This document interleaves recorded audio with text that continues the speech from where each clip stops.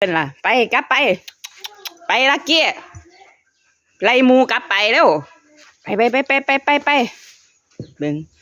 ขามมาบ้านเพิ่นเสยมันล็อกสิเห็นบอกงัวก็อยากไปคือหมามากับงัวก็อยากมานํเบิ่งเล่นกันวัวโตแล้วอีหมาลักกี้สู้ไม่ได้แล้วอย่าไปงับหัวเขามันเล่นกันอยู่ตรงนี้แหละ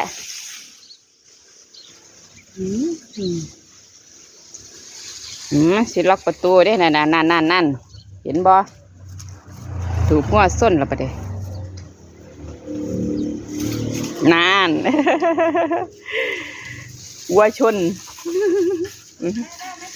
งัวกับหมาเล่นกัน